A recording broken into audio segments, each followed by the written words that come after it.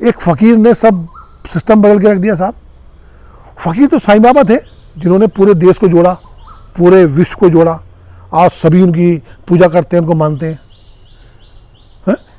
और हमारे महात्मा बुद्ध थे जो अपना राजपाट छोड़कर आए थे।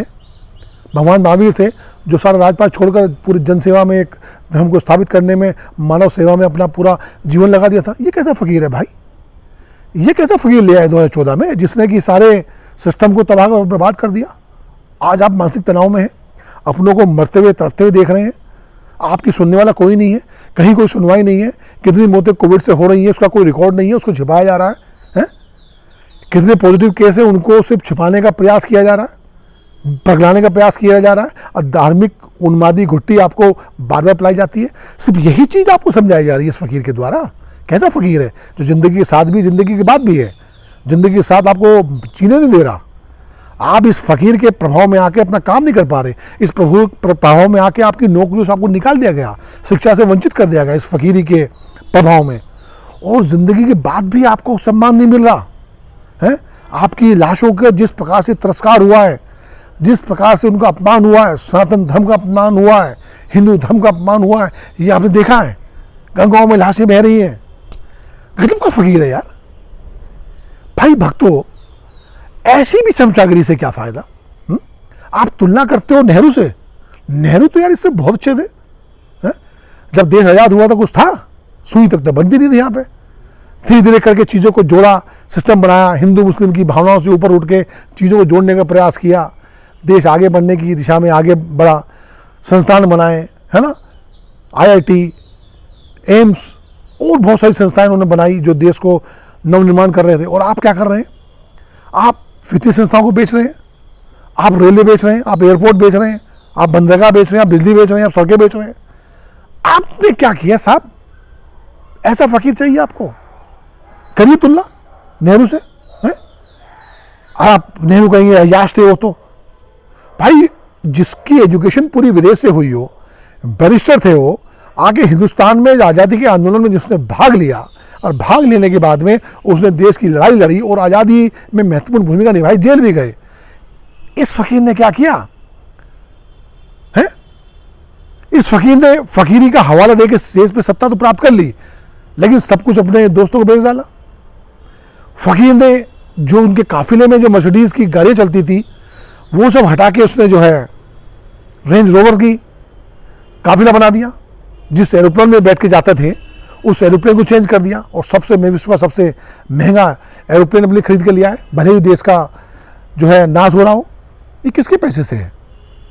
आज आपको ये मकान जिसमें आप रहते हैं वो आपको पसंद नहीं आया तो आप अपने लिए रंग महल बनवा रहे हैं, 15 एकड़ में निवास स्थान बना रहे हैं, 22 एकड़ की ज़मीन का अधिग्रहण कर लिया, वहाँ पे आपका कार्यालय होगा। लेकिन भाई ये हमारे आपके टैक्स के पैसों से है ना, जो सरकारी खजाने में जाता है, सरकारी खजाने से सरकार का खजाने को ये इस प्रकार से लुटा रहे हैं। आज देश तड़प रहा है, मर रहा है, जूझ रहा है बीमारी से। इसकी रोकथाम जरूरी थी या ये सब करना जरूरी था? प्रोपेगेंडा में आप पैसे खर्च कर रहे हैं। सत्ता के विकेंद्रीकरण की सत्ता को पाने के लिए आप एक भूखे भेड़िए के जैसे लगे हुए हैं कि जहां जो मिल जाए नोच लो, किसी को खरीद लो, किसी को मार दो, किसी को डरा दो, किसी को ईडी से, किसी को सीबीआई से। हैं क्या कर रहे हैं आप? ही और भक्त लोग आप ताली बजा रहे हैं। तालियां बजा बजा के आपके कितने सारे लोग मारे गए मालूम है आपको? कितने परिचित मर गए, कितने यार दोस्त मर गए। डर लगता है पूछते हुए कि क्या चल रहा है भाई, ठीक हो तो पहले मैं कोविड से उठाऊं या मेरे इतने लोगों की डेथ हो गई, परिवार में 3-3 4-4 लोगों की डेथ हो चुकी है लोगों के। ऐसा फकीर चाहिए आपको? भाई गजब है यार। इस फकीर से सवाल नहीं पूछेंगे आप। अब सवाल पूछने का वक्त आ चुका है, आपको सवाल तो पूछना ही होगा इस फकीर से, और आंखों में आंखें डाल के पूछना होगा, निडर होकर पूछना होगा, निर्भय होकर पूछना होगा, भले ही मुकदमे लग जाए। पूछिए सवाल कि ऐसा फकीर हमने चुना था देश के लिए। घर में घुस के मारेंगे, पाकिस्तान को मारा किसी ने घर में घुस के, पुलवामा अटैक में कितने लोग हमारे मारे गए, क्या किया? उस पर अगर बोलेंगे तो फिर देशद्रोही हो जाएंगे, बोल नहीं रहे। जब कभी जांच दोबारा होगी तब देखा जाएगा, है ना। फकीर से सवाल पूछिए साहब।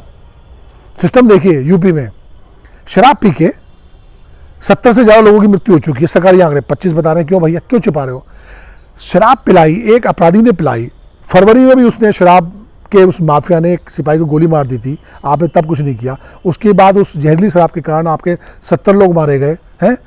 अब आप कुछ नहीं कर पा रहे हैं और सिर्फ सरकारी आंकड़ों में 25 मौत बता रहे हैं। इसी प्रकार से यदि कोविड में डेथ हो रही है उसको आप छिपा रहे हैं।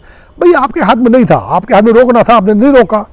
उत्तर प्रदेश सरकार के हाथ में रोकना था इस बीमारी को। बीमारी से मतलब शराब माफियाओं के खिलाफ कार्रवाई करनी तो नहीं करी। प्रधानमंत्री जी को पूरा 1 साल मिला था कोविड के खिलाफ लड़ाई लड़ने के लिए, रोकथाम के लिए नहीं करा। तो ये सवाल तो आप पूछ सकते हैं ना साहब। या लगे रहेंगे कि वहाँ चुनाव है, बंगाल में चुनाव है, वहाँ चले जाइए, कहीं और चुनाव है, वहाँ जाके ताली ताली बजाएंगे। ताली थाली बजाने से आप बर्बाद हो रहे हैं, ध्यान रखिएगा। आपके बच्चों का सुनहरा भविष्य खत्म होता जा रहा है ना। लोग मानसिक तनाव में जी रहे हैं, भय में जी रहे हैं, डर लगता है मिलते हुए बात करते हुए लोगों से, है ना। कोई बुलाना पसंद नहीं करता। अपनों को 4 कंधे नहीं मिल पाते उनके अंतिम यात्रा के दौरान, मालूम है। नदी में फेंक के आ रहे हैं, कोई जेसीबी से खींच के डाल रहा है, बहा रहे हैं गंगा में। ये हाल कर दिया आपके फकीर ने, आपकी फकीरी ने, आपकी दूषित प्रदूषित मानसिकता ने, इस सत्ता ने देश को बर्बाद कर दिया। और आपके पास में पूछने का साहस ही नहीं है। पूछिए, सवाल पूछिए सरकार से, सवाल तो बनता है। नमस्कार।